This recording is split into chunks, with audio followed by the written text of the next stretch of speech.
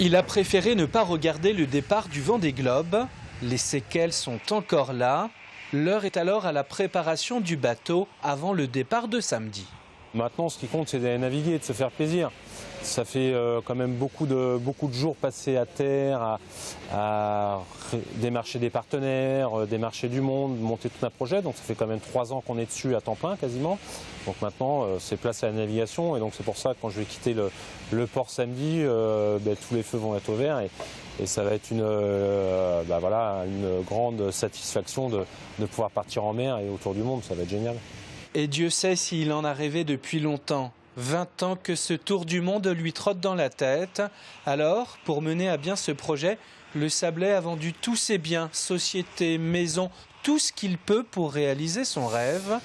Ça, c'est bien. Son itinéraire autour du monde devrait être sensiblement le même que celui des skippers du Vendée Globe. J'ai l'avantage maintenant, en étant hors course, éventuellement de gratter un petit peu dans le fromage au niveau de l'Antarctique, selon les conditions météo. Si je dois éviter une grosse dépression et qui me demanderait de descendre un petit peu dans cette zone interdite, je n'hésiterai pas à descendre dans cette zone interdite parce que je ne risque pas la disqualification, donc ça va. Marin accompli avec une vingtaine de transatlantiques, Jeff Pellet naviguera sur un bateau solide qui a fait 3 fois le tour du monde. Voici son conseil pour bien suivre son aventure autour du globe. La meilleure façon, c'est de prendre un bateau.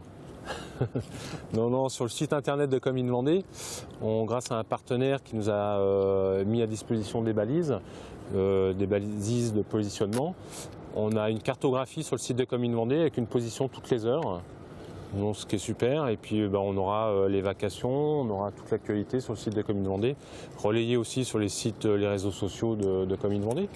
Comme in Vendée, le bateau aux nombreux partenaires vendéens quittera Port-Olona samedi à 16 h. Le navigateur vous donne rendez-vous dès 13 h pour fêter ça avec lui et lui dire au revoir, comme on sait si bien le faire au Sables d'Olonne.